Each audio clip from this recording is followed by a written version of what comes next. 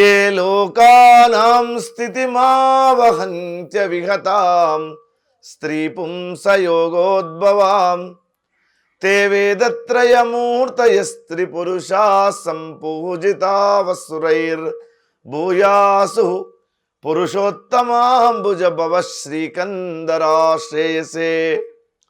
రామాయ రామభద్రాయ రామచంద్రాయ వేధసే రఘునాథాయ నాథాయ సీతాయ పతయే నమః. నామ సంకీర్తన చేద్దాం అందరం కలిసి. జయ రఘునందన జయ జయ రామ,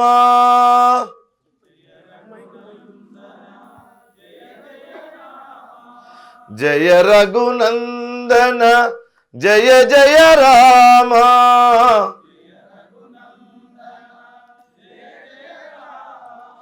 జయ జయ జననీ జానకి రామ,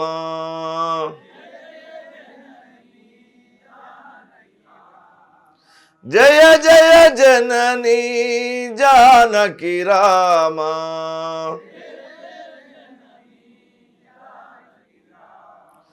దశరథ నందన హే పరందామ,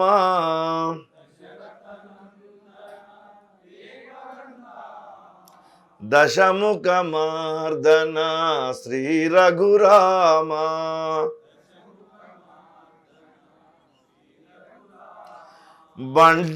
బండన భీమా సీతారామ,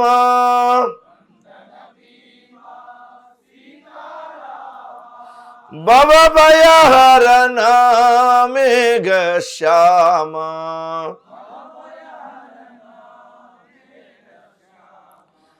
జయ జయ రామ జయ రఘురామ,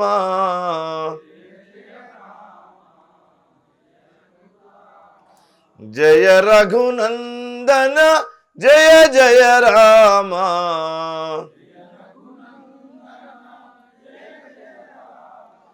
జయ రఘునందన జయ జయ రామ.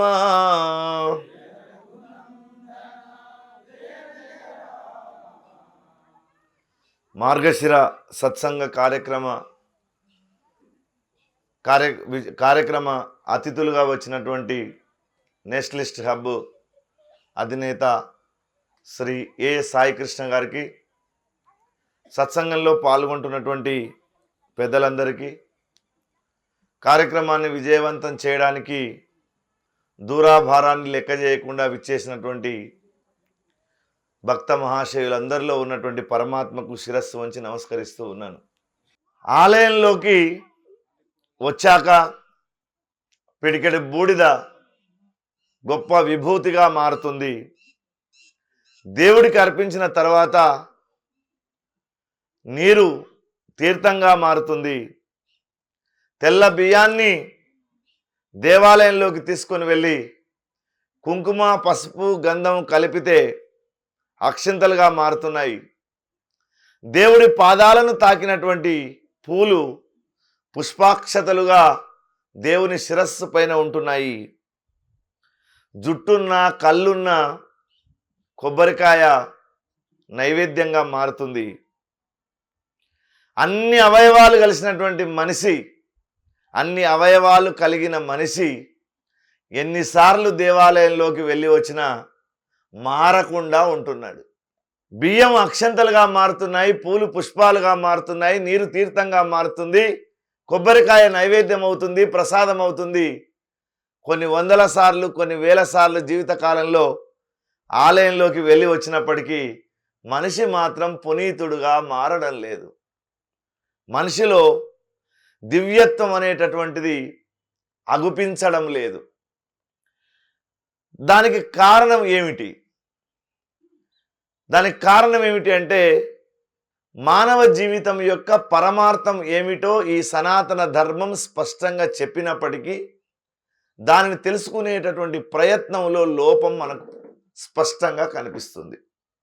ఒక రైల్వే స్టేషన్కు మనం వెళ్ళామనుకోండి, మనందరికి తెలుసు 4 గంటల 15 నిమిషాలకు ఆ ట్రైన్ ఉంది అని తెలుసు. ఆ సమయం దాటితే అది వెళ్ళిపోతుందని తెలుసు. పోయిన వెంబడే ఏం చేస్తాం? టికెట్ పైన రాసి ఉన్నప్పటికీ వెళ్ళి ఆ ట్రైన్ ఏ ప్లాట్ఫామ్కి వస్తుందో తెలుసుకుంటాం. ఇంకా వీలైతే అది ఇటువైపు వస్తుందా అటువైపు వస్తుందా తెలుసుకుంటాం. అక్కడ ఎవరైనా రైల్వే అధికారులు ఉంటే వాళ్ళని అడిగి తెలుసుకుంటాం. అది మొత్తం కన్ఫర్మేషన్ చేసుకున్న తర్వాత రైలు ఖచ్చితంగా బయలుదేరడానికి ఇంకా సమయం ఉంది అని తెలిసిన తర్వాత ఎక్కడైనా తిరగాలని అనుకుంటాం. కానీ రైలు వస్తుందని తెలిసిన ఎంజాయ్ చేయడానికి వెళ్ళము. మరి మన జీవితానికి పరమార్థం ఏమిటి అని తెలుసుకునేటటువంటి క్రమంలో జీవితాన్ని చాలాసార్లు వృధాగా గడిపేస్తూ ఉన్నాం. ఒకరోజు నీ సమయం అయిపోయింది నీ జీవితంలో అంటే ఒకరోజు నీ జీవితంలో నీ ఆయుష్ తగ్గిపోయిందని అర్థం. రేపటి కోసం నువ్వు ఎదురు చూస్తున్నావంటే ఈరోజు నీ జీవితంలో తరుక్కుపోయింది అని అర్థం. మన ఇంత విలువైనటువంటి జీవితాన్ని ఎట్లా గడపాలా అనేటటువంటి దాని మీద ఒక స్పష్టమైనటువంటి అవగాహన లేదు. భౌతిక జీవనంలో మనిషి అనేటటువంటి వాడికి సక్సెస్ కావాలి, ఆంతరికమైనటువంటి ఆనందం కలగడానికి సాటిస్ఫాక్షన్ కావాలి, విజయము ఉండాలి, సంతృప్తి ఉండాలి. రామాయణం చెప్తుంది తృప్త భవిష్యామి. నీకెప్పుడు తృప్తి కలగాలి. జీవితానికి కావాల్సినటువంటి సక్సెస్ను పొందడానికి ఏం చేస్తున్నాం? పెళ్ళిళ్ళు చేసుకుంటున్నాం, పెళ్ళిళ్ళు కాదు, పిల్లల్ని కంటూ ఉన్నాం, భూములు కొంటూ ఉన్నాం, బంగారం కొంటూ ఉన్నాం, ఆస్తులు సంపాదిస్తూ ఉన్నాం, రాజకీయం చేస్తూ ఉన్నాం, వ్యాపారం చేస్తూ ఉన్నాం, వ్యవహారం చేస్తూ ఉన్నాం, ఇంకా ఎక్సెట్రా ఎన్నో పనులు చేస్తూ ఉన్నాం. ఇది సక్సెస్. ప్రతి మనిషి జీవితంలో ఎంతో కొంత సక్సెస్ అవుతూ ఉన్నాడు. భౌతిక జీవనంలో ప్రతి వాళ్ళు ఎంతో కొంత సక్సెస్ అవుతున్న మాట వాస్తవం. దీనికి పెద్ద ప్రయోజనం అవసరం లేదు. మీ నాయన నీకు పెళ్లి చేస్తే తప్పకుండా పిల్లలు పుడతారు. దానికి నువ్వు పెద్ద తీవ్రమైన ప్రయత్నం అక్కర్లేదు. దానికి నీ మేధస్సును ఉపయోగించాల్సిన అవసరం లేదు, నీ మనస్సును ఉపయోగించాల్సిన అవసరం లేదు. పెళ్ళి అయితే పిల్లలు పుట్టడం చాలా సహజమైన విషయం. ఎంతో కొంత మీ పూర్వీకుల ఆస్తి సంపాదించి ఉంటే దాన్ని అనుభవించడం మీకొచ్చు, దాన్ని నిలబెట్టడం మనకొచ్చు, దాన్ని పెంచడము మనకొచ్చు. కాబట్టి భౌతిక జీవనంలో ఎంతో కొంత సక్సెస్ అనేది ప్రతి వాళ్ళు సాధిస్తున్నారు, దాన్ని మనం కాదనలేము. కానీ ఆంతరిక విషయంలో మాత్రం చాలామంది వాళ్ళ యొక్క జీవితాన్ని పరిపూర్ణంగా అనుభవించడం లేదు. సత్సంగము గురువు ఎందుకోసం అంటే ఇందుకోసమే.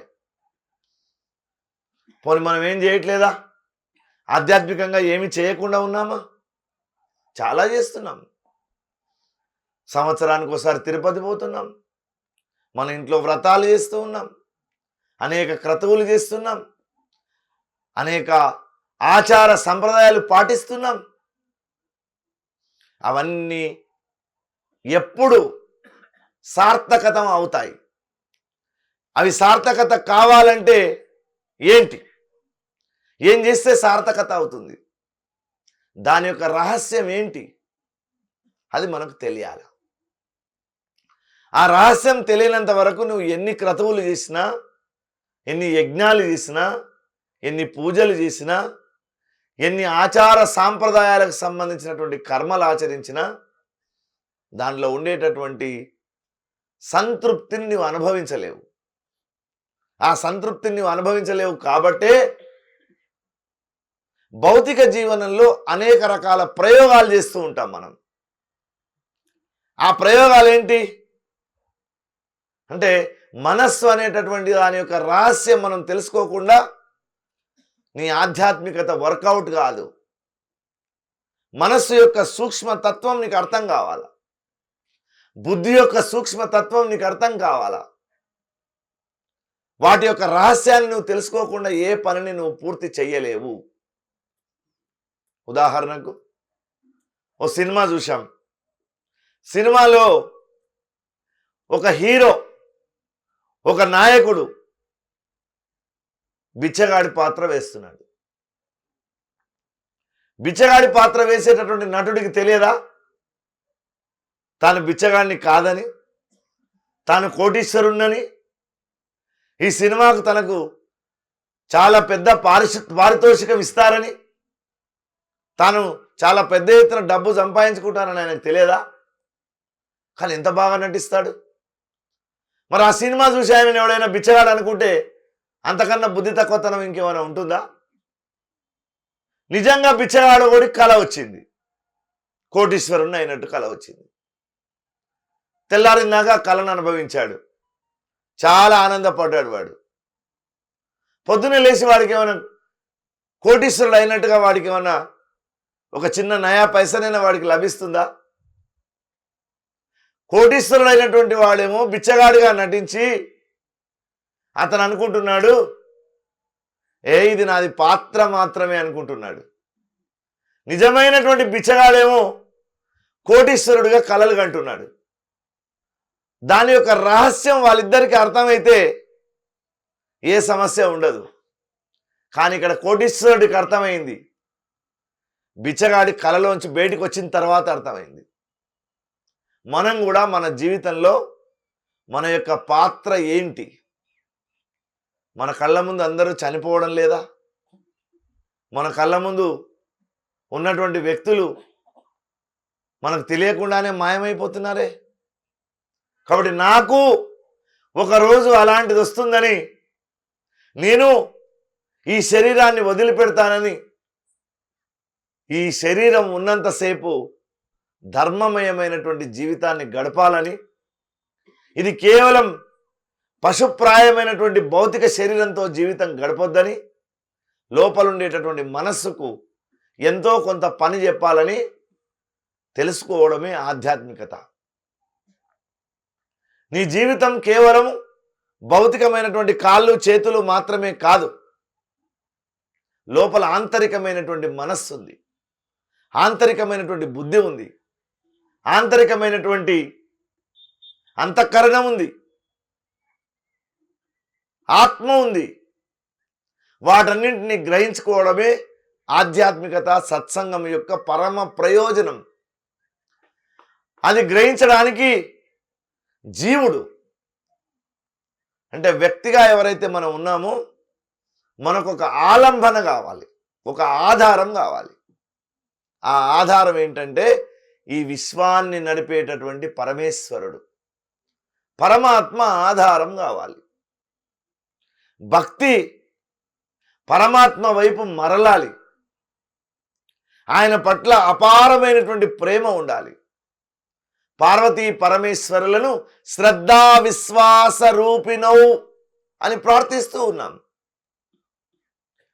కేవలం నటించడం కాదు భక్తి అంటే. భక్తి అంటే భగవంతుని పట్ల అపారమైనటువంటి అనన్యమైనటువంటి భక్తి కలిగి ఉండడం, ఆయన యొక్క ఉనికిని గుర్తించడం. మరి ఎక్కడున్నాడు ఆయన అంటే మన శరీరంలోనే ఉన్నాడు ఆయన. ఈశ్వరుడు మనందరిలో వెలుగుతూ ఉన్నాడు. ఆయన జ్యోతి రూపంలో, చైతన్యం రూపంలో వెలుగుతూ ఉన్నాడు. ఆ వెలిగినటువంటి లోపల ఉన్నటువంటి జీవుణ్ణి దర్శించగలగాల. అది ఎప్పుడైతే నీ లోపలనే ఆ చైతన్య స్వరూపంగా పరమేశ్వరుడు ఉన్నాడని నీకు తెలుస్తుందో, నేను మొదట చెప్పినటువంటి ఆంతరికమైనటువంటి సాటిస్ఫాక్షన్ అనేటటువంటిది వస్తుంది. ఆ సాటిస్ఫాక్షన్ రావాలంటే తప్పకుండా నీవు పరమేశ్వరుని పట్ల అపారమైనటువంటి నమ్మకం కలిగి ఉండాలి. ఏమైనా కొబ్బరికాయ ఎందుకు కొడతారు?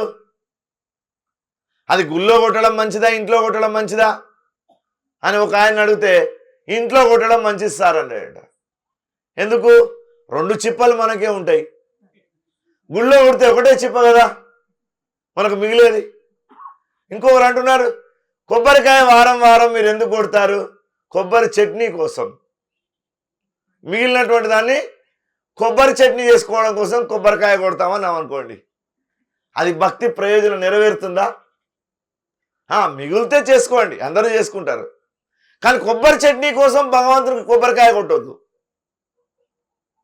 ఒకడు వెర్రి వెంగలప్ప బ్యాంకు ముందు నిలబడి ఎవరివైనా డబ్బులు పోయినాయా, ఎవరివైనా డబ్బులు పోయినాయా అని అరుస్తున్నాడట బ్యాంకు ముందు. ఒక 40 మంది పరిగెత్తుకొని వచ్చినట్ట నావి నావి నావి అని. వాడు 2 రబ్బర్ బ్యాండ్లు ఇచ్చాడట. ఇగో నాకు రబ్బర్ బ్యాండ్లు దొరికినాయి, డబ్బు ఎక్కడ పడ్డదో తెలియదని.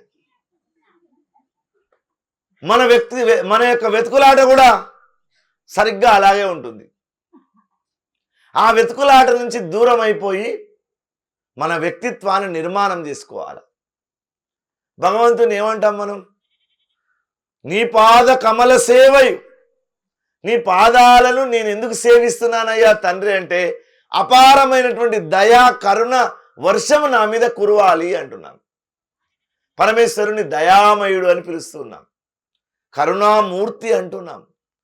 మీరు ఏ సహస్రనామం తీసుకోండి, అది లలితా సహస్రనామం అయినా, విష్ణు సహస్రనామం అయినా, శివ సహస్రనామం అయినా, రామ సహస్రనామం అయినా, ఆ దేవుళ్ళందరి సహస్రనామాల్లో తప్పకుండా దయా కరుణను ప్రతిబింబించేటటువంటి నామాలు అందులో ఉన్నాయి.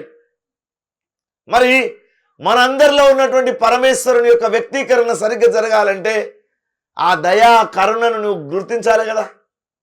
నీ లోపల ఉన్నటువంటి దయా కరుణను నువ్వు గుర్తించకుండా నిరంతరం వెతుకులాటలో ఉన్నావు. ఆ వెతుకులాటలో ఉండడం వల్ల ఏ ప్రయోజనము జరగదు, అందులో ఏమీ ఉండదు. చేసేటటువంటి ఏ క్రతువులు దాని యొక్క ఫలితాన్ని ఇవ్వడం లేదు. దాని యొక్క సంపూర్ణమైనటువంటి ఫలితాన్ని ఇవ్వాలంటే దాని యొక్క సారాంశం నీకు తెలిసి ఉండాలి, దాని రహస్యం తెలిసి ఉండాలి. లేకపోతే దాంట్లో ఏమీ ఉండదు, ఒట్టిదే. మనం చేసే పూజల్లో కానీ, మనం చేసే ఆచరణలో కానీ ఏమీ ఉండదు. ఒక టీచరు పిల్లవానికి ఒక అసైన్మెంట్ ఇచ్చాడట, ఒక వ్యాసం రాయమని చెప్పాడట. భీముడు కీచకుణ్ణి చంపినటువంటి విధానాన్ని 2 పేజీలలో రాయుము అని ప్రశ్నించినాడు ఆయన. వచ్చే వరకు కొంతమంది ఏదో తమకు దోచింది తాము రాసిరట. ఒక్కడు అద్భుతంగా రాసినట్ట. వాడు భీముడు కీచకుణ్ణి గుద్ది గుద్ది గుద్ది గుద్ది గుద్ది గుద్ది అని 2 పేజీలు రాసి చివరికి చంపాడు అని రాసినట్ట. వాడు రాసిన 3 మాటలు భీముడు కీచకుణ్ణి గుద్ది, మొత్తం 2 పేజీలు గుద్ది గుద్దే. చివరి వాక్యం మాత్రం చంపాడు నింపి పెట్టాడు. వ్యాసం పూర్తయింది. వాడు ఏమైనా తప్పంటావా? వాడు ఏమైనా పొరపాటు చేసినట్లంటావా? మనం చేసేటటువంటి ఆధ్యాత్మికతలో కూడా వ్యాసంలో ఏం పొరపాటు లేదు, కరెక్ట్గానే రాశాడు వాడు. అవును గుద్దాడు, అవును చాలాసార్లు ఆడ మాటలు ఏముంటాయి? గుద్దుకునేటప్పుడు మాటలు ఉంటాయా? నర్తనశాలలో ఏమైనా డైలాగులు ఉంటాయా? ఏమి డైలాగులు ఉండవు, అది సౌండ్లే. తిక్కన బలె వర్ణించాడు దాన్ని భారతంలో, అద్భుతంగా వర్ణించాడు. ఆ ద్రౌపది దేవి వెళ్ళి కీచకునికి చెప్పిందట. భీముడు వచ్చేసి రాత్రికి ఓ దుప్పట్ట మీద కప్పుకొని ద్రౌపది లాగానే ఉన్నాడట. వాడు వచ్చాడు, ఆ సైరేంద్రి అని కనుబొమ్మలు పైకి చేసి ఎస్వి రంగారావు లాగా పోజు పెట్టాడు. ఈ భీముడు కొడితేనట పొద్దున్నే వాడి 2 కాళ్ళు కడుపులో ఉన్నాయట, తలకాయ వాని ఎదలో ఉందట, అంత బాగా కొట్టిటాడు వాడిని. మరి ఈ దృశ్యాన్ని ముందు రోజు చెప్పాడు వాళ్ళ టీచరు. వాడు రాశాడు భీముడిని కీచకుడు గుద్ది గుద్ది గుద్ది చంపాడు. ఇంక తప్పెట్లయింది? మన భక్తి కూడా పరిపూర్ణత రావాలంటే భక్తి అనేటటువంటి యొక్క రహస్యం ఏందో మనకు తెలియాలి. ఆ భక్తి ఎలా ఉండాలి? అది ప్లేఫుల్గా ఉందా, పెయిన్ఫుల్గా ఉందా? అందరూ భక్తులు ఉన్నారు కదండి, మీరంతా ఒకసారి ఆలోచించండి. మనం చేసేటటువంటి భక్తి, మన యొక్క పండుగలు, మన ఉత్సవాలు, మన క్రతువులు, ఇవన్నీ నిజంగా ప్లేఫుల్గా ఉన్నాయా, పెయిన్ఫుల్గా ఉన్నాయా? మీ ఆవిడని అడగండి. మన దసరా పండుగ అయిపోయింది. పండుగ చాలా బాగా జరిగింది అంటదా? అబ్బా ఈ చుట్టాలంతా ఎప్పుడు పోతారో ఏమో, 2 రోజుల నుంచి నడుములు లేకుండా పని చేస్తున్నా అంటున్నది.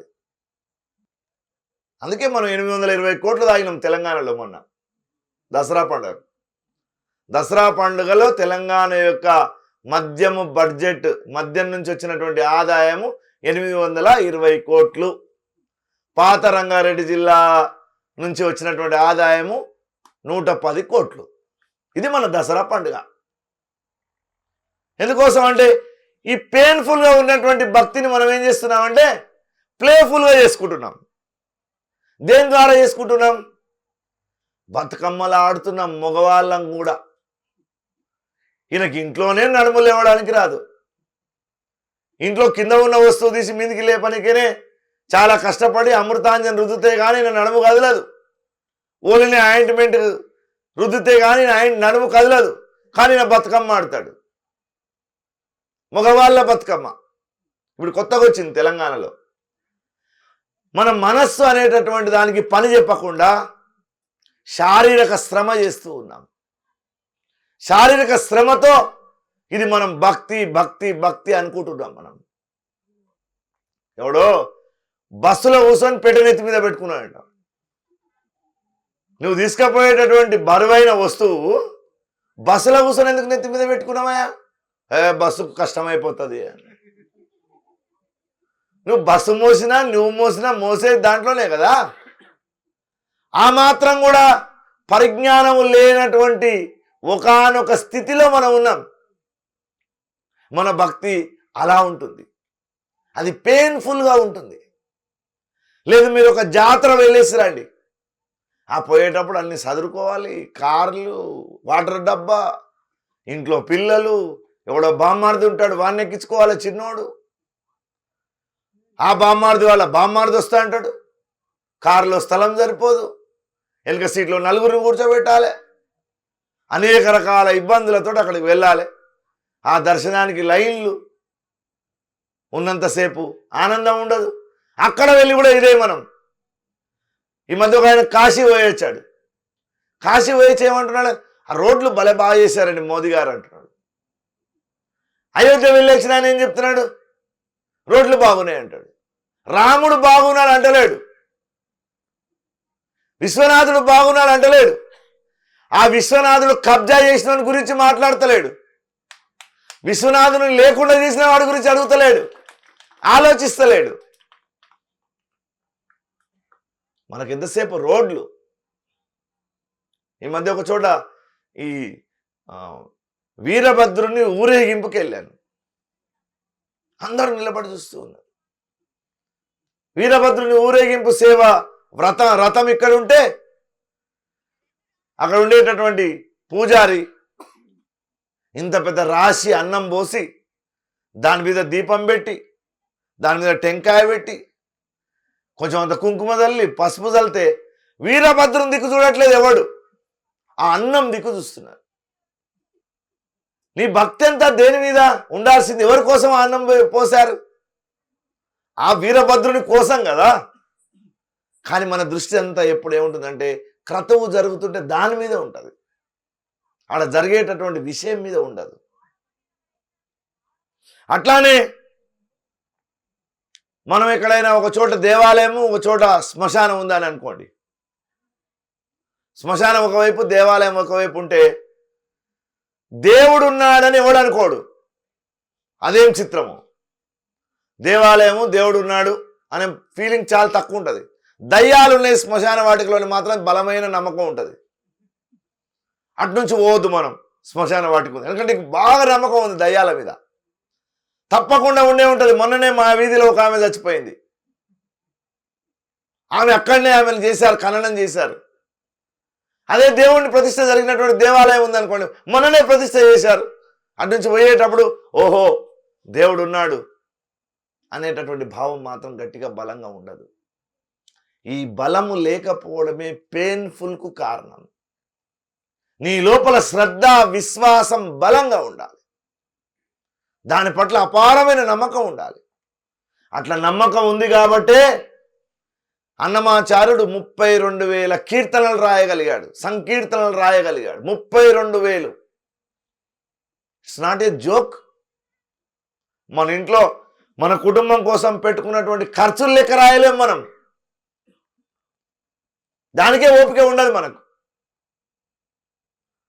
అలాంటిది 32,000 సంకీర్తనలు అలసిపోకుండా రాశాడు, ప్లేఫుల్గా రాశాడు, చాలా ఆనందంగా రాశాడు వెంకటేశ్వర స్వామి మీద. ఆయన అలసిపోలే, ఆనందంతో రాశాడు. 32,000 రాయాలంటే ఎన్ని పదాలు కావాలండి, ఎన్ని రాగాలు కావాలా, ఎన్ని తాళాలు అందులో వాడాలా? రాయడానికి ఎప్పుడు ఆయన అలసిపోయి ఆ పని చేయలే, రాస్తుంటే ఆనందపడ్డాడు. అట్లానే త్యాగరాజస్వామి 24,000 కీర్తనలు రాశాడు. 24,000. అవేం తక్కువ కాదు.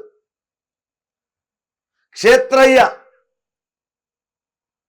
మన గోల్కొండ కోటకు ముస్లింల సామ్రాజ్యంలోకి వచ్చి గోల్కొండ నవాబుల దగ్గర అద్భుతమైనటువంటి పదాలను పాడాడు.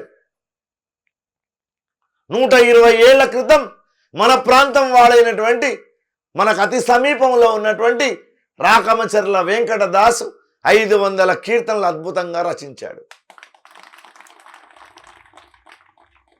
ప్రతి కీర్తన ఒక ఆణిముత్యమే. ఇంకొక ఆయన ఉన్నాడు, భద్రాచలంలో రామాలయం కట్టాడు. ఆయన తీసుకొని వెళ్ళి గోల్కొండ ప్రభువులు ఆయనను జైల్లో వేశారు. జైల్లో కూర్చొని పాట పాడాడు ఆయన. ఎంత ధైర్యం కావాలండి? అది రియల్ భక్తి. తక్కువేమి మనకు రాముండొక్కడుండు వరకు, శ్రీరామనామం మరువాం మరువాం, సిద్ధాము యమునికి వెరువాం వెరువాం. జైల్లో ఉండి పాడాడు. ఇంకా నహినిందా స్తుతి న్యాయంలో రాశాడు. సీతమ్మకు చేయిస్తి చింతాకు పతాకాము, ఆ పతాకాము నాకు పట్టే 10,000 వరాలు రామచంద్ర. సీతమ్మకు మంచి మంచి చింతాకు పథకం చేయించాను నేను, దానికి 10,000 వరాలు ఖర్చు పెట్టాను. రాముని నిలదీస్తున్నాడు.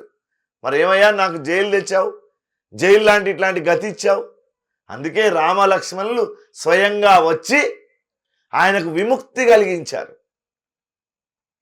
అది మామూలు విషయం కాదు. అది ఆయన భక్తిలో పెయిన్ఫుల్ లేదు, భక్తి కష్టంగా లేదు, ప్లేఫుల్గా ఉంది అది. అట్లానే ఒక ఆయన వాచస్పతి మిశ్రా అని ఒక ఆయన ఉన్నాడు. ఆయన 12 సంవత్సరాలు 12 years ఒక పుస్తకానికి వ్యాఖ్యానం రాశాడు ఆయన. 12 ఏళ్ళు. 12 ఏళ్ళు అయిన తర్వాత ఒకరోజు దీపం తీసుకొని వస్తుంటే వాళ్ళ భార్యను చూసి అడిగాట, ఎవరు నువ్వు అని అన్నాడట. అయ్యో, ఎవరంటారేందని, మీ భార్యని నేను. భార్యను కూడా మర్చిపోయేంత అద్భుతమైనటువంటి లోతుల్లోకి దిగి దాని వ్యాఖ్యానం రాశాడు ఆయన. అందుకే ఆ వ్యాఖ్యానానికి భామతి వ్యాఖ్యాన్ని పెట్టుకున్నాడు ఆయన. భార్య పేరు పెట్టుకున్నాడు. ఆయన భార్య పేరు భామతి. 12 సంవత్సరాలు. ఇవన్నీ ఏంటనుకుంటున్నారు? ఇవన్నీ భక్తుల కథలే. శబరి శ్రీరామచంద్రుని కోసం కొన్ని సంవత్సరాల పాటు ఎదురు చూసింది. ఆమెకు వాళ్ళ గురువు మతంగ మహర్షి ఒకే మాట చెప్పాడు, నువ్వు ఏం చేయాలి, ఇగో నీకు మంత్రం ఉపదేశం చేస్తున్నాను, ఈ మంత్రాన్ని నువ్వు అనుసరించు చాలు, ఇగో ఈ ఆశ్రమంలో సేవ చేయి. ఎట్లాంటి వాడు ఆ మతంగ మహాముని? మామూలు వాడు కాదు. వాలి వర గర్వం చేత విర్రవీగుతూ దుందుభి ఒక రాక్షసిని కాలుతో తంతే ఆ రాక్షసి యొక్క రక్తం ఆ ఆశ్రమాలలో పడదట. అంటే ఆ మతంగ మహర్షి వాలికి శాపం పెట్టాడు, నీకు అన్ని చోట్ల ప్రవేశం ఉంది, కానీ ఋష్యమూక పర్వతం మీద మాత్రం నీకు ప్రవేశం లేదు. ఒకవేళ ఋష్యమూక పర్వతంలోకి నువ్వు అడుగు పెట్టినట్టయితే నీ తల 1000 వ్రక్కలవుతుంది, ముక్కలవుతుంది అని చెప్పాడు. అంత శాపం పెట్టగలిగినటువంటి సమర్థుడు ఆయన. ఆ ఋషులంట మతంగ మహాముని ఆశ్రమంలోనట వాళ్ళు వెలిగించిన దీపం ఇంకా వెలుగుతుందట, కొన్ని సంవత్సరాల పాటు వెలుగుతుందట. వాళ్ళు వేసినటువంటి పువ్వులు వాడిపోకుండా అలాగే ఉన్నాయట. అలాంటి ఆశ్రమంలో శబరి సేవ చేస్తూ ఉంది. అనన్యమైనటువంటి రామభక్తితో సేవ చేస్తుంది. ఎప్పుడు వస్తాడో రాముడు తెలియదు. ఆమె ఆలోచించలే, రాముడు ఇప్పుడు వస్తాడా అప్పుడు వస్తాడా అనుకోలే. పరమాత్మ యొక్క దర్శనం నాకు కావాలని అనుకున్నది. ఆ దర్శనం కోసం ఎదురు చూసింది. మనం దేనికోసం ఎదురు చూస్తూ ఉంటాం రోజు? ఒకడు మంచి ఇల్లు కట్టుకున్నాడంట, చాలా అద్భుతమైన ఇల్లు కట్టుకున్నాడంట. చాలా అద్దాలు అవన్నీ, బయట ఉండేటటువంటి రైలింగ్కు చాలా మంచి కాస్ట్లీ అద్దాలు, చాలా గొప్ప కట్టినట్టు ఇల్లు. వీడు ఇల్లు కడితే ఆ పక్కన ఓర్వలేక వాడు చెప్పాడంట, రేయ్ నువ్వు ఇంత మంచి ఇల్లు కట్టుకున్నావు కానీ ఆ ఎదురింటి ఆయన రాయి తీసుకొని నీ అద్దం పగలగొడతానన్నా. ఆ ఎదురింటి వాడు రాయి తీసుకొని నీ అద్దం పగలగొడతాడు అని చెప్పినాడ. వీడు పొద్దునే లేచి స్నానం చేసి పనులను నిడిచిపెట్టి వాడు ఎప్పుడు పగలగొడితే అప్పుడు పోలీస్ స్టేషన్కి పోదామని రోజు కూర్చున్నాడంట. ఈ ఎదురింటి వాడేమో ఒక రాయి పట్టుకుంటాడంట, రోజు అటు తిరుగుతాడంట, అరుగు మీద పెట్టుకొని కూర్చుంటాడంట, సాయంత్రం ఇంట్లోకి పోతాడంట. వాడు రోజు వాడి డ్యూటీ వీనికి అయిపోయిందంట. వీడు పొద్దునే లేవాలా, స్నానం చేయాలి, ఎప్పుడు కొడతాడో వాడు. 6 నెలలు అయిందంట కొట్టాడు వాడు. రోజు రాయి చేతిలో పట్టుకుని ఇంటి ముందర తిరుగుతుంటాడు. వీడు కొట్టేదానికోసం వీడు ఎదురు చూస్తూ ఉంటాడు. ఓ రోజు వాడికి పిచ్చెక్కి దగ్గరికి పోయి అడిగినట్ట, నువ్వు కొడతావా, నన్నే కొట్టి పోలీస్ స్టేషన్ కొమ్మంటావా అని అన్నాడు వాడు. మన ఈ విచిత్రమైన ఎదురు చూపులు మనవి. ఇట్లాంటి వాటికే మన జీవితం అంతా పాడు చేస్తాం మనం. కానీ శబరి అనన్యమైనటువంటి రామభక్తితోటి ఆ ఆశ్రమంలో గొప్ప సేవ చేస్తూ ఉంది. చివరికి రాముడు ఆమెకు దర్శనం ఇచ్చాడు. నడుచుకుంటూ వచ్చి ఆమెకు దర్శనం ఇచ్చాడు. రామలక్ష్మణుల దర్శనం అయింది. కాబట్టి భక్తి అనేటటువంటిది, ప్రేమ అనేటటువంటిది భగవంతుని పట్ల ఉండే ఒక అపారమైనటువంటి ఒక శక్తి అది. కాబట్టి భక్తిని ఎప్పుడు కూడా పెయిన్ఫుల్గా చేయకండి, ప్లేఫుల్గా ఉండాలి. ఏమైనా పండగ అయితే ఏం చేస్తారు? ఆ రోజు ఏదో ప్రత్యేకంగా ఇల్లంతా కడగడానికి ఇక్కడ అది చేసి అక్కడ ఇది చేసి, ఆ అన్నం వండేసరికి 3 అవుతుంది, ఈయనకు షుగరు బీపీ అనంతా ఇంట్లో వాళ్ళందరి మీద చూపిస్తుంటాడు. భక్తి 3 గంటలకు అన్నం తినమని ఎవడు చెప్పాడు? అందులో భక్తి ఏముంది? అందులో నువ్వు 3 గంటలకు తిన్నా, పొద్దున్నే తెల్లవారుజామున 3 గంటలకు తిన్నా, దాంట్లో భక్తి ఏమి లేదు. నీవు దైవారాధన సరిగ్గా చేయాలి. పండుగ రోజు నీవు దైవారాధన సరిగ్గా చేయాలి. అది చేయనంత వరకు నువ్వు చేసేటటువంటి భక్తికి ఒక పరమార్థం ఉండదు. ప్రతి పండగ భగవంతుడికి సంబంధించింది, గుర్తుపెట్టుకోండి. ప్రకృతికి సంబంధించింది. ఏ పండగనో చెప్పండి మీరు, నేను చెప్తాను. మన ప్రతి పండగ దైవారాధన ఉంటుంది, ప్రకృతి ఆరాధన ఉంటుంది. అందులో అవి లేకుండా లేవు. మనం ఆ 2 వదిలిపెట్టేసినాం. మనకు జనాలు కనిపించాలి, వాడిని కలవాలి, వీడిని కలవాలి, ఆ పండుగలో వాడిని కలవాలి, ఈ పండుగలో వాడిని కలవాలి, నలుగురు చూసినట్టు అయిన ఉంటుంది. చూడడానికి నువ్వు ఏం చూస్తావు? ఆయన ముఖం, నీ ముఖం ఏముంది చూడడానికి? సామాజిక భావనగా మార్చేసినాం ఎక్కువగా మనం దాన్ని. అప్పుడు నీకు ఎట్లా దాని యొక్క సారాంశం అర్థమవుతుంది? అది చేసినా ఒకటే, చేయకున్నా ఒకటే. ఎవడో చనిపోయిన వాడిని తీసుకొని పోతున్నారట, అందరూ ఏడుస్తున్నారు. ఒక పెద్ద మనిషి అక్కడ పక్క నుంచి వచ్చి అడిగినట్ట, ఎట్లా చనిపోయింది ఈ నాన్న అంట. పాము గరిచి చచ్చిపోయింది అన్నాడంట. ఏడ గరిచింది అన్నాడు. గిడ కంతకు గరిచింది అన్నాడు. అరే కొంచెం అయితే కంట్లే గరుస్తున్నది కదా అన్నాడు. ఈ కంతకు గరిస్తేంది, కంట్లే గరిస్తేంది? సచినవాని గురించి ఏది ఉంటే ఏముంటుంది? మనం చేసేది కూడా అంతే. ఎట్లాంటిదే అది, దానికి ఏం తేడా లేదు. మనం అనుకుంటున్నాం ఏదో ఉంది అని. దీనికంతా ఒకే ఒక్క కారణం, అల్ప విషయాలను గౌరవించడం ఎక్కువగా అలవాటు చేసుకున్నాం. అల్ప విషయాలు మీ అందరూ జీవితకాలం మొత్తం గుర్తుపెట్టుకోదగినటువంటి మాట చెప్తున్నా మీకు ఈరోజు. అల్ప విషయాలను గౌరవించకూడదు. పనికిరానటువంటి విషయాల పట్ల భక్తి ఉండకూడదు, గౌరవం ఉండకూడదు, దాని పట్ల ప్రేమ ఉండకూడదు. అప్పుడు మాత్రమే మీ లోపల నిజమైనటువంటి భక్తి వికసిస్తుంది. అది వికసించాలంటే అల్ప విషయాలను ఎప్పుడు గొప్పవాటిగా చూడకండి. ఏమిటి అల్ప విషయాలు? పోయినసారి మనం ప్రస్తావన కొంచెం చెప్పుకున్నాం. రామాయణంలో సీతమ్మ వారిని ఇద్దరు అన్వేషణ చేశారు. రావణాసురుడు అన్వేషణ చేశాడు, హనుమంతుడు అన్వేషణ చేశాడు. హనుమంతుడేమో సీతమ్మ వారిని శ్రీరామచంద్రుడైనటువంటి పరమాత్మతో కలిపే ప్రయత్నం చేశాడు. హనుమంతుని సాధన అది. రావణాసురుడు ప్రకృతి స్వరూపమైనటువంటి భూస్వరూపమైనటువంటి సీతమ్మను చెరబట్టే ప్రయత్నం చేశాడు. వాడిది భక్తే, హనుమంతుంది భక్తే. మనం ఈ మధ్యకాలంలో రావణాసుర భక్తిలో ఉన్నాం. అందుకే మనకు కొన్ని విషయాలు చాలా గ్రాండ్గా కనిపిస్తాయి. చెడ్డవాళ్ళు చేసేటటువంటి ఆధ్యాత్మిక క్రతువులన్నీ గొప్పగా ఉన్నాయి మనకు. అందుకే దుర్మార్గులు చేసేటటువంటి ఆధ్యాత్మిక చర్యలని గొప్పగా అనుకుంటున్నాం మనం. దానివల్లనే మన లోపల భక్తి వికసించడం లేదు. నీకు సంబంధించింది కదా.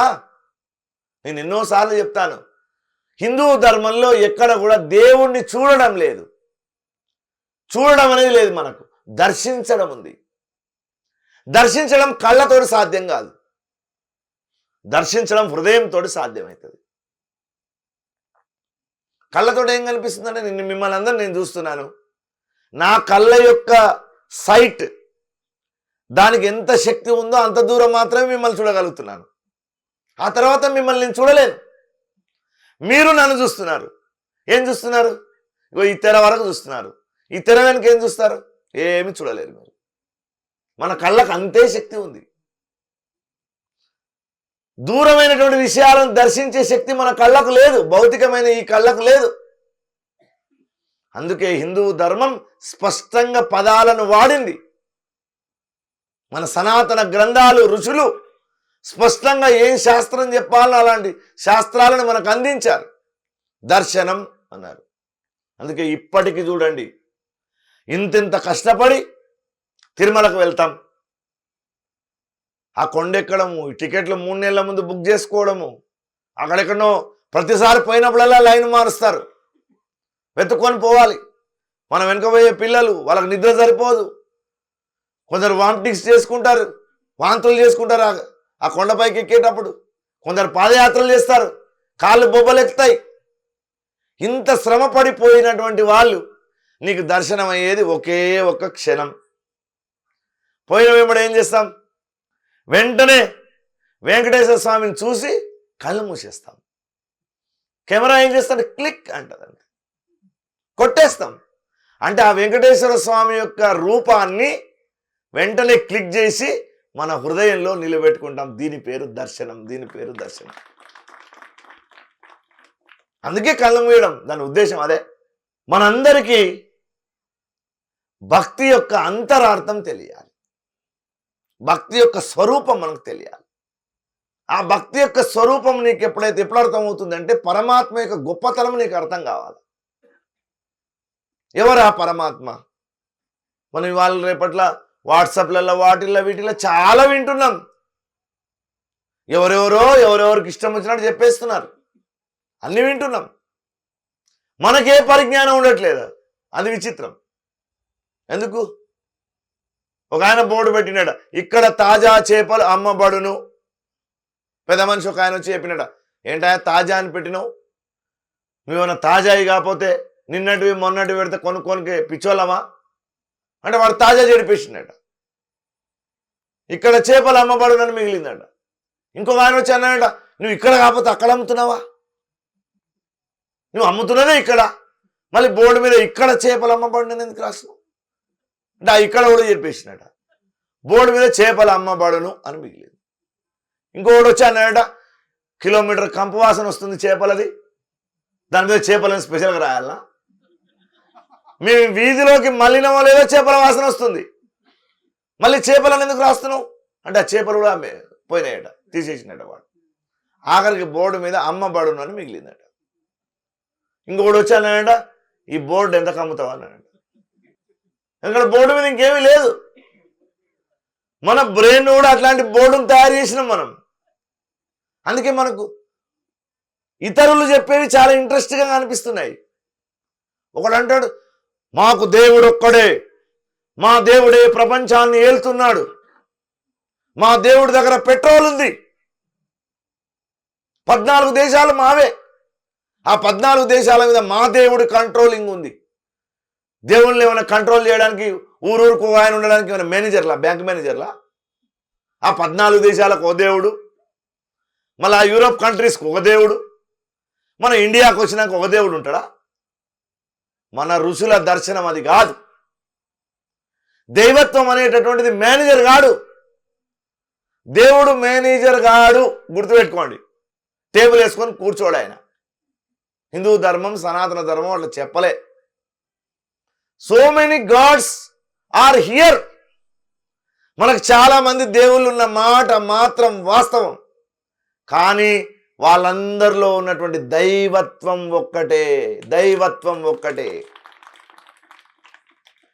నువ్వు ఎట్లా ట్యాప్ చేస్తే అట్లా నీ దేవుడు నీకు కనిపిస్తాడు.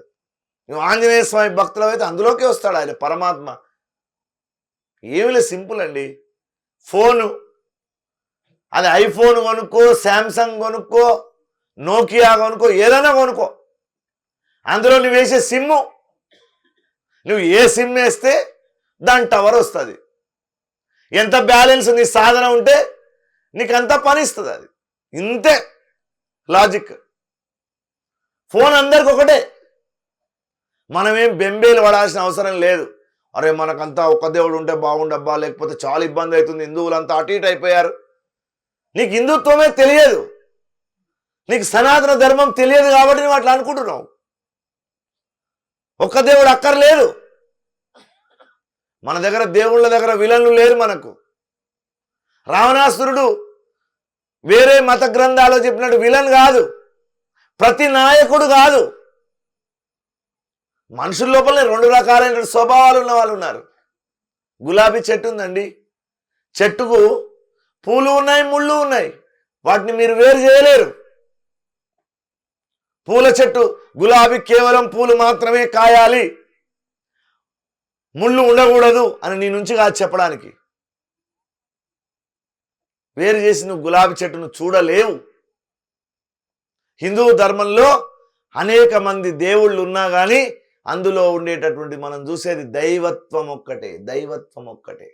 ఏకం సద్విప్ర బహుదా వదంతి. ఉన్నటువంటి తత్వం ఒక్కటే. దాన్ని మన యొక్క ఋషులు, తెలిసినటువంటి పెద్దలు, విభుదులు, పండితులు అనేక విధాలుగా చెప్పారు. వాళ్ళని చూసి మనం భయపడాల్సినటువంటి అవసరం లేదు. వాళ్ళ సంస్కృతులన్నీ ప్రపంచాన్ని గుర్రపు కాళ్ళ యొక్క, గుర్రపు డెక్కల యొక్క చప్పుడుతోటి, చేతుల్లో కత్తులు పట్టుకొని వాళ్ళ యొక్క మతాన్ని విస్తరణ చేశారు. మనం ఎప్పుడూ అట్లా చేయలే. మనకు పైన ఒక హిమాలయ పర్వతాలు, లోపల 3 వైపుల సముద్రాలు. మన రాజులందరూ ధర్మంగా ఉన్నారు. ఇప్పుడైనా చూడండి మీరు, ఒక ఊరు సర్పంచ్ ఇంకో ఊరి మీద కొట్లాడడానికి పోతాడు ఎక్కడన్నా. వాడి ఊర్లో వాడు సర్పంచ్ అనుకుంటాడు, వీడి ఊర్లో వీడు సర్పంచ్. వాళ్ళ ఊర్లో ఉండే చెరువు వాళ్ళదే, వీళ్ళ ఊర్లో ఉండే చెరువు వీళ్ళదే, వీళ్ళ పంటలు వాళ్ళవే, వాళ్ళ పంటలు వాళ్ళవే. మన పూర్వీకులైనటువంటి రాజులంతా అలాగే ఉన్నారు. కొన్ని వేల ఏళ్ళ నుంచి మన రాజులు అలాగే జీవించారు, ధర్మంగా జీవించారు. ఎంత ధర్మంగా జీవించారో తెలిసిన, మహాభారత యుద్ధం జరుగుతుంటేనట పక్కన చేళ్లల్లో పని చేసుకునేటటువంటి వాళ్ళు బ్రహ్మాండంగా చేళ్లు కోసుకుంటున్నారట. మన అంత పెద్ద యుద్ధం జరుగుతుంటే మనమైతే ఏం చేస్తాం? వెళ్ళి మన మిద్దెల పైకి ఎక్కి చూస్తాం. ఎందుకంటే మనకు మంది కొట్లాటలంటే చాలా ఇష్టం. మనం పోతూ ఉంటే పని ఇడిచిపెట్టి బండి మీద పోతుంటే ఎవడన్నా కర్ర తీసుకొని వాడిని నెత్తి బల కొడుతుంటే వీడు ఎప్పుడు బల కొడుతుందని చూస్తాం మనం. వాడు బల కొడుతూనే కానీ మనం కదలం అక్కడి నుంచి.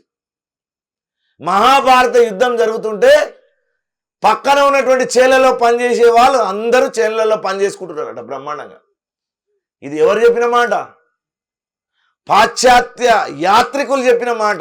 వాళ్ళు ఈ దేశంలో చదివినటువంటి గ్రంథాల ఆధారంగా చెప్పిన మాట ఇది. ఒక సూర్యోదయం అయిందంటే యుద్ధం ప్రారంభమవుతుంది, సూర్యాస్తమం అయిందంటే యుద్ధం ముగుస్తుంది. శత్రువు తల మీద కత్తి ఉన్నప్పటికీ సూర్యాస్తమం అయింది అని శంఖ మూదాడు అక్కడంటే ఇక్కడ వరకు పోయినటువంటి కత్తి కూడా ఆగిపోతుంది మన దగ్గర. అంత ధర్మం ఉన్నది మన రాజు. శత్రువు అయినా సరే చివరికి వాడు చంపదగిన ఎట్టి శత్రువు చేత జిక్కెనేమి, ఈ చంపేటటువంటి శత్రువు చేతికి జిక్కినా సరే వాడు ఒకవేళ క్షమాపణ వేడుకుంటే వదిలేసేవాళ్ళు. ఎంతో విచిత్రమైన యుద్ధాలు. దీనికి కారణం ఏంటో తెలిసిన, ఇంటర్నల్గా ఎవరు ఇట్లాంటి దుర్మార్గమైన బుద్ధి మన వాళ్ళకు ఉండేది కాదు. ఎప్పుడైతే విదేశీ మతాలు ప్రపంచవ్యాప్తంగా పుట్టుకొని వచ్చినాయో, ప్రపంచాన్ని మొత్తం కబలించాలని ఆ మతాలు బయలుదేరినాయో అప్పుడు మనకు ప్రమాదం వచ్చింది. 2000 ఏళ్ల క్రితం ఒక మతం, 1400 ఏళ్ల క్రితం ఒక మతం పుట్టింది. పర్షియా, ఇప్పుడు మనం ఉండేటటువంటి ఇరాన్ అనే దేశాన్ని వాళ్ళు అగ్ని ఆరాధకులు. ఇరాన్ అంటే ఏందో అర్థం తెలిసిన, ఆర్యన్ శబ్దమే వాళ్ళకు అనడానికి రాక ఇరాన్ అన్నారు వాళ్ళు. ఇక్కడ ఆర్యన్ సంస్కృతి ఉంది మన దేశంలో. అది ఇక్కడి నుంచి ఎక్కడి వరకు ఉంది? మధ్య ఆసియా వరకు ఉంది. మధ్య ఆసియా వరకు ఉన్నటువంటి ఈ అద్భుతమైనటువంటి అగ్ని సంస్కృతి, అగ్నిని పూజించే విధానం వాళ్ళకు కూడా ఉన్నది. ఇప్పటికీ వాళ్ళు అగ్ని ఆరాధకులు. వాళ్ళు 5000 సంవత్సరాల నుంచి అగ్ని ఆరాధకులు వాళ్ళు. ఆర్యన్ శబ్దమే ఇరాన్గా మారింది. వాళ్ళను ఒక మతం వాళ్ళు కత్తులు తీసుకొని ఒక చేతిలో వాళ్ళ మత గ్రంథాన్ని, మరో చేతిలో ఖడ్గాన్ని పట్టుకొని గుర్రాల మీద ఎక్కి ఆ దేశంలో ఉన్న వాళ్ళందరినీ విధ్వంసం చేసి, అక్కడ వాళ్ళ పూజలన్నీ పాడు చేసి, వాళ్ళ యొక్క విగ్రహాలన్నింటినీ ధ్వంసం చేసి, వాళ్ళను కత్తికో ఖండగా నరికేసి మతం మార్చారు. అతి తక్కువ మంది, వేలల్లో అక్కడి నుంచి పట్టుకొని మన దేశంలో గుజరాత్ తీరానికి వచ్చారు వాళ్ళు. గుజరాత్లో వచ్చి మేము ఇక్కడ మీ దేశంలో ఉంటామని అడిగారు వాళ్ళు. అంటే అప్పుడు అక్కడ పరిపాలిస్తున్నటువంటి రాజు ఆ ప్రాంతానికి ఆధ్యాత్మిక గురువైనటువంటి శంకరాచార్యుడు కూర్చొని మీరు మా దేశంలోకి వస్తే ఎట్లా అని చర్చ జరిపి, మా యొక్క పద్ధతులకు, మా ఆచార సాంప్రదాయాలకు, మా యొక్క మత గ్రంథాలకు మీరు విలువ ఇచ్చినట్టయితేనే ఈ దేశంలో ఉండాలని చెప్పారు వాళ్ళు. ఆ రాజు ఒక పాల గ్లాస్ తెప్పించి వాళ్ళకు చూపించాడట. ఇదిగో ఈ పాల గ్లాసు ఆల్రెడీ నిండుగా ఉంది, మరి మీరెక్కడ ఉంటారు? మా దగ్గర స్థలం లేదు అంటే ఆ ఇరాన్ నుంచి వచ్చిన పెద్ద ఆయన ఏం చేసినట, కొంచెం అంత పంచదార తెప్పించి ఆ పాలల్లో వేసి చెంచాతో కలిపి, మీ సంస్కృతిలో మేము కూడా ఇలాగే కలిసిపోతాం, ఇలాగే కలిసి మీతో జీవిస్తామని చెప్పాడు. అప్పటి నుంచి ఇరాన్, పార్సీ వాళ్ళు మన దేశంలో ఉన్నారు. చాలా పిడికిడ మంది, చాలా గొప్ప గొప్ప యుద్ధాలు చేశారు వాళ్ళు. సుప్రీంకోర్టు జడ్జిలు ఉన్నారు. బంగ్లాదేశ్ విముక్తి కోసం మన సేనా వాహిని మనం తయారు చేసి ఇండియా నుంచి పంపిస్తే దానికి నాయకత్వం వహించినటువంటి వ్యక్తి ఫార్సీ. సుప్రీంకోర్టు జడ్జి అయ్యారు, శాస్త్రవేత్తలు అయ్యారు వాళ్ళు, నోబెల్ ప్రైజులు తీసుకున్నారు. అంత గొప్పవాళ్ళు వాళ్ళు. అట్లాంటి విదేశీ మతాలు కత్తి చేత పట్టుకొని మన దేశంలోకి వచ్చాయి. కాందహార్ అంటారు దాన్ని, ఇప్పుడు కాందహార్ అని పిలుస్తున్నారు. ఎక్కడిది గాంధార్? ఇవాళ ఉన్నటువంటి ఆఫ్ఘనిస్తాన్ ఒకప్పటి గాంధార దేశం. మన చెప్పన్నారంటే 56 దేశాలు ఉన్నాయి మనకు. 56 దేశాల్లో అదొక దేశం. దుర్యోధను తల్లిని, ధృతరాష్ట్రుని యొక్క భార్యను ఆ ఊరు నుంచి తీసుకొచ్చారు. ఆమె పేరు గాంధారి. ఇప్పుడు కాందహార్ అని పిలుస్తున్నారు. మరి ఈ మతాలన్నీ వచ్చిన తర్వాత మన సంస్కృతి ధ్వంసం అయిపోయింది, మన ఆలోచన ధ్వంసం అయిపోయినాయి. అప్పుడు పల్లెల్లో ఉన్నటువంటి సంస్కృతి అయినా పట్టణంలో అంటే నాగరికులు అనుకునే వాళ్ళు, చదువురానటువంటి నిరక్షరాస్యులు అనుకునే వాళ్ళు అందరిలో ఒకే రకమైన భక్తి ఉంది. అప్పుడు దేహాభిమాన పాశేన చిరంబద్ధోసి పుత్రకః బోధోహం జ్ఞాన ఖడ్గేన తన్నికృత్య సుఖీభవ. అష్టావక్రుడు అంటాడు, ఓ జనక, ఈ దేహం అనేటటువంటి అభిమానాన్ని జ్ఞానం అనేటటువంటి ఖడ్గం చేత ఛేదించు.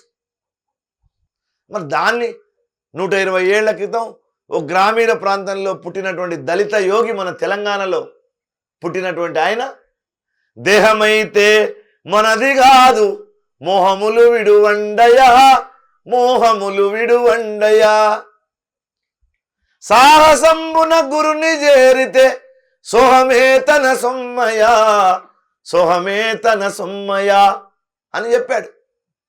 అష్టావక్రుడు ఏం చెప్పాడో చదువురాని దున్న ఇద్దాసు కూడా అదే చెప్పాడు. ఇది భారతీయ సంస్కృతిలో ఉన్నటువంటి సమానత్వ భావన, హిందూ ధర్మంలో ఉండేటటువంటి సామాజిక భావన. కానీ మనం ఫాల్స్ డివోషన్ అలవాటు చేసుకున్నాం.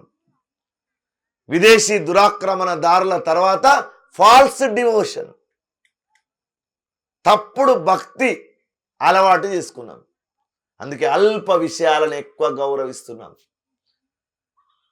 ఎందుకు సెల్ఫీలు దిగుతున్నామో మనకు తెలియదు. పల్లకి సేవ విడిచిపెట్టి సెల్ఫీలు దిగుతాం మనం. దేవుడికి మొక్కేది విడిచిపెట్టేసి ఇంకేదో పని చేస్తాం మనం. అనంత పద్మనాభ స్వామి వ్రతం అని ఒక వ్రతం ఉందండి. ఆ వ్రతంలో ఇద్దరు తల్లి బిడ్డలు కలిసి ఆ వ్రతం చేస్తున్నారు. వ్రత కథ చెప్తున్నా మీకు. నారదుడు వైకుంఠానికి పోతున్నాడట. పోతే ఆ తల్లి బిడ్డలు అట్లు వేస్తున్నారట. అట్టు పోయి పెన్న మీద వేసే వరకు తయారవుతుందట. వెంటనే మాయమైపోతుందట. తిందామని ప్లేట్లోకి వేసుకుందామంటే మాయమవుతుందట. నారదుడు వైకుంఠం వెళ్ళి నారాయణుని అడిగిండట, స్వామి ఏమిటో వాళ్ళు అట్లు వేసుకుంటున్నారు, అట్టు మాయమైపోతుంది తిందామని నోట్లో పెట్టుకుంటే, ఏంటి కారణం అంటే ఆయన చెప్పాడట, వాళ్ళు తప్పు చేస్తున్నారు. అనంత పద్మనాభ స్వామి వ్రతం చేస్తున్న మాట వాస్తవమే. దాంట్లో ఒక చీరను వాయినంగా ఇవ్వాలి, వస్త్రాన్ని వాయినంగా ఇవ్వాలి. ఈ తల్లి బిడ్డలు ఎంత తెలివైన వాళ్ళంటే, తల్లి ఈ వారం వ్రతం చేస్తుంది, బిడ్డకు చీర ఇస్తుంది. వచ్చే వారం బిడ్డ చేస్తుంది, మళ్ళీ చెల్లెలకి తల్లికి ఇస్తుంది. ఇదే చీరని తిప్పుతున్నారు వీళ్ళు, ఇటు నుంచి అటు, అటు నుంచి ఇటు. అది వ్రతంలో జరిగినటువంటి దోషం అని చెప్పిండట నారాయణుడు. ఫాల్స్ డివోషన్లోకి వెళ్ళిపోతున్నాం. సత్యనారాయణ స్వామి వ్రతం చేస్తున్నాం అనుకోండి. ఏంటి సత్యనారాయణ స్వామి వ్రతం? ప్రతి వాళ్ళు గృహప్రవేశం అయిన వెంబడి సత్యనారాయణ స్వామి వ్రతం చేస్తారు. ఇక నారాయణుడు, సత్యమైన నారాయణుడు ఒక ఆయన, అసత్యమైన నారాయణుడు ఒక ఆయన ఉంటాడా? అసత్య నారాయణుడు ఉంటాడా ఎక్కడైనా ప్రపంచంలో? కాదు. నారాయణుడే సత్యమని చెప్పేటటువంటి వ్రతమే సత్యనారాయణ స్వామి వ్రతం. గుర్తుపెట్టుకోండి. అంటే భగవంతుడు గొప్పవాడు, భగవంతుల్లో లార్డ్షిప్ ఉన్నది, ఈ భావం చెప్పడం దాని ఉద్దేశం. కానీ మన దురదృష్టం, ఆ వ్రతం జరుగుతుంటే అక్కడ కూర్చోవడం తప్ప ఇంకే పని చేయం మనం. మన మనసు ఉండనే ఉండదు అక్కడ. ఎవరు వచ్చారు, ఎవరు ఎక్కడ కూర్చున్నారు, బయట కద్దుకీర్ రెడీ అయిందా లేదా, మన బ్రెయిన్ అంతా దాని మీదనే ఉన్నది. చీరల మీదనే ఉన్నది, నగల మీదనే ఉన్నది, వచ్చిన బంధువుల మీదనే ఉన్నది, వచ్చిన విఐపీల మీదనే ఉన్నది. నారాయణుడు సత్యమని మన నీకు ఎట్లా అర్థం అవుతుంది? దాని ప్రయోజనం అది కదా. ఆ ప్రయోజనం నీకు తెలియాలా, అది నువ్వు అర్థం చేసుకోవాలా. అట్లనే దాంట్లో ఇంకొక అద్భుతమైన గొప్ప విషయం ఉంది. ఆ వ్రతం చూడండి, 5 కథలలో ఎప్పుడు కథ పూర్తవుతుందని హడావిడే మనకు, కానీ ఆ కథను ఎప్పుడు అర్థం చేసుకోలేము మనం. ఒక బ్రాహ్మణుడు, ఒక గొల్లాయన, ఒక వైశ్యుడు, ఒక స్త్రీమూర్తి, ఒక క్షత్రియుడైన రాజు చంద్రకేతు మహారాజు, సమాజంలో ఉన్న అన్ని వర్గాల వాళ్ళ యొక్క ప్రజలు అందరూ నారాయణుడు సత్యమని నమ్మకపోతే వాళ్ళకి ఎలాంటి కష్టాలు వస్తాయో చూపించాడు. అంటే మనం నేర్చుకోవాల్సింది ఏంది? అన్ని సామాజిక వర్గాల వాళ్ళు ఒకటే అని నేర్చుకోవాలి. దాని నుంచి అందరిలో దైవత్వం ఉందని నేర్చుకోవాలి. అందరూ నారాయణుడు సత్యం అని నేర్చుకోవాలి. ఆ దైవభక్తి మన హృదయం నిండా నింపుకోవాలి. దైవభక్తి హృదయం నిండా నింపుకోకపోతే అల్పమైనటువంటి విషయాలు మన యొక్క మొత్తం మనస్సును నింపుతాయి. ఇప్పుడు అందరూ పరిగెత్తేది అందుకే. భక్తి కూడా షాపింగ్ లాగా ఉంటుంది. ఈ షాప్లోకి వెళ్ళి ఆ షాప్లకు, ఆ షాప్లోకి వెళ్ళి ఈ షాప్లకు లాగా. 4 రోజులు ఒక క్షేత్రానికి, 4 రోజులు గానగాపురం, 4 రోజులు అరుణాచలం, 4 రోజులు తిరుపతి. పరిగెత్తడమే. ఈడ పూజ జరుగుతుందంటే అక్కడికి వెళ్తాం, ఏం చేస్తుందంటే చూడడానికి పోతాం. చూడడమే. నువ్వు చూడడం వల్ల ఏ ప్రయోజనం లేదు. నీ యొక్క పార్టిసిపేషన్ ఉండాలి. అది లైవ్గా ఉండాలి. ఆ పార్టిసిపేషన్ అనేది చాలా జీవంతంగా ఉండాలి. మనం ఒక కలెక్టర్ ఆఫీస్కి పోయామండి, ఏదో కంప్లైంట్ ఇవ్వడానికి పోయాం. నువ్వు లెటర్ చాలా బాగా టైప్ చేయించినావు. ఆ లెటర్ పట్టుకొని కలెక్టర్ ఆఫీస్ చుట్టూ తిరిగినావు. ఇంకా చెప్పాలంటే కలెక్టర్ గారి గది ముందు కూడా గంట సేపు కూర్చున్నావు. కానీ లెటర్ ఇవ్వకుండా వచ్చినావు. నీ పని అవుతుందా? నీవు భగవంతుని పట్ల అట్లాంటి లింక్ నీకు ఏర్పడాలి. ఆ భక్తి భావంతో నీవు ఉండాలి. అప్పుడు నీకు భక్తి యొక్క స్వరూపం నీకు అర్థమవుతుంది. అది ఉండాలంటే మొట్టమొదట భగవంతుని పట్ల అపారమైనటువంటి విశ్వాసం ఉండాలి. ఆ విశ్వాసం ఏమిటంటే, మరి నాకేమిచ్చిండు దేవుడు అని ఎవరు అనవద్దు. నిన్ను శ్వాస తీసుకునేటట్టు చేసిండు. నువ్వు శ్వాస తీసుకోకపోతే ఉంటావండి ఈ లోకంలో? శ్వాస తీసుకునేటటువంటి అవకాశం నీకు ఇచ్చాడు.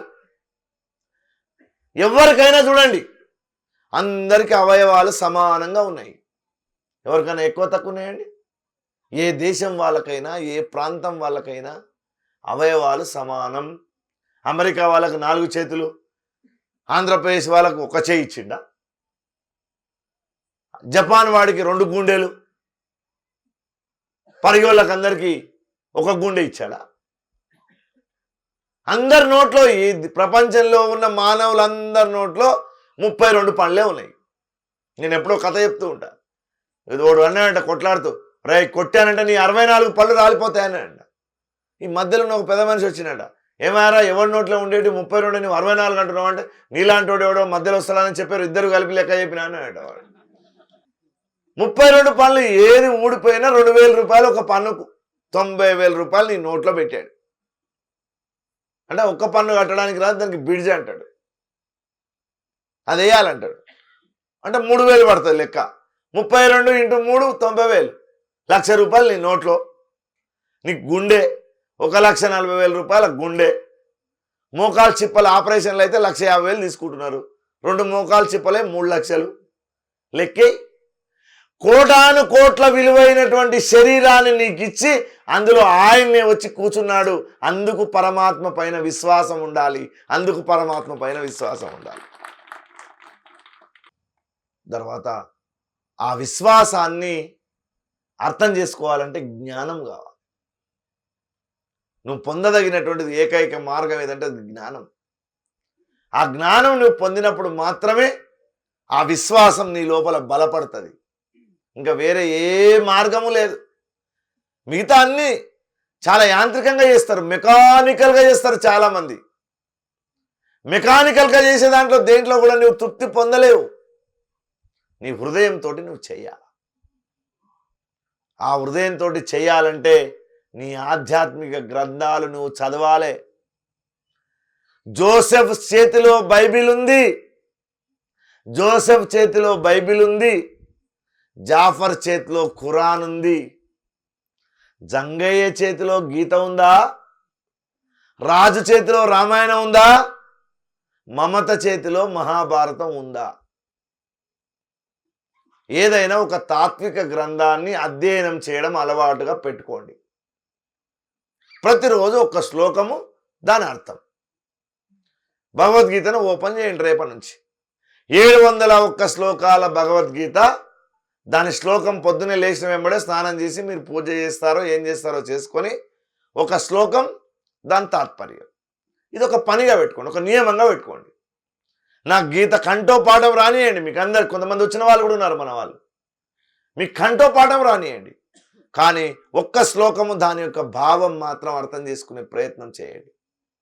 అట్లాంటి ఒక తాత్విక దృష్టి వైపు పోయినప్పుడు మన ఆధ్యాత్మికత చాలా చీర్ఫుల్గా ఉంటుంది, చాలా ప్రసన్నంగా ఉంటుంది. అందుకే అట్లా లేకపోవడం వల్లనే పండగ దసరా పండుగ అయిపోయినప్పుడు అబ్బా కాలు గుంజుతున్నాయని మీ ఆవిడ అంటుంది, ఇంతమంది చుట్టాలు వచ్చారు ఇన్ని పైసలు ఖర్చు అయినాయని నువ్వు బాధపడుతున్నావు, ఓ యాత్ర పోతే డబ్బులు ఖర్చు అయినాయని బాధపడుతున్నావు, ఏదైనా ఒక కార్యక్రమం చేస్తే లెక్కేసుకుంటున్నావు. దీనికి అంత కారణం ఏంటంటే నీ ఆధ్యాత్మికత ప్లేఫుల్గా లేదు, పెయిన్ఫుల్గా ఉంది, చాలా కష్టంగా ఉంది. ఆ కష్టంగా ఉండడానికి కారణం ఏంటంటే దాని యొక్క లోతు నీకు తెలియకపోవడం. ఆ లోతును తెలుసుకునేటటువంటి ప్రయత్నమే ఈ సత్సంగ కార్యక్రమం.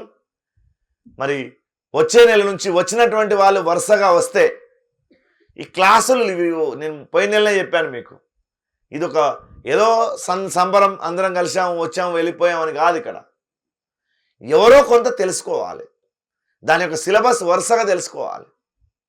కాబట్టి చీర్ఫుల్ భక్తి ఎట్లా ఉండాలనేటటువంటిది వచ్చే నెల మనం అనేక ఉదాహరణలతో చూద్దాం.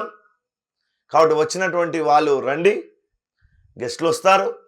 చాలా పెద్దవాళ్ళని పిలవాలని అనుకున్నాం ఈరోజు. ప్రతిసారి మనం పని పెట్టుకుంటే ఏమవుతుందంటే కాస్త డిస్టర్బ్ అవుతుందన్న ఉద్దేశంతో ఈసారి ఇట్లానే నడిపిద్దాం అనేటటువంటి ఆలోచన చేశాం. కాబట్టి ముందున్నటువంటి కార్యకర్తలు దీన్ని ఒక మంచి జ్ఞాన యజ్ఞంగా భావించి దీనికోసం అందరి యొక్క సహకారాన్ని తీసుకొని, సహకారం ఏమీ లేదు, గురుమేవాభిగచ్చేత్, గురువు వైపు ప్రయాణం చేయాల్సిందే అందరూ. గురువు అంటే వ్యక్తి కాదు, గురువు అంటే జ్ఞానం. ఆ జ్ఞానం వైపు అందరూ ప్రయాణం చేయాల్సిందే. అవును, కొంచెం కటువుగా మాట్లాడుతుండవచ్చు, వేసుకునేటటువంటి మాత్ర కాస్త చేదుగా ఉండొచ్చు, కానీ తప్పకుండా అది జ్వరాన్ని తగ్గిస్తుందన్న విషయం మర్చిపోవద్దు. ఈ వీడియో మీకు నచ్చినట్టయితే లైక్ చేయండి, 10 మందికి షేర్ చేయండి. అలాగే కామెంట్ల రూపంలో మీ అభిప్రాయాలను మాతో పంచుకోండి. Nationalist hub group of channels ను సబ్స్క్రైబ్ చేసుకుని తెలుగునాట జాతీయవాద జర్నలిజాన్ని ప్రోత్సహించండి. ఈ వీడియో కింద ఉన్న బెల్ ఐకాన్ పై క్లిక్ చేయడం మర్చిపోవద్దు.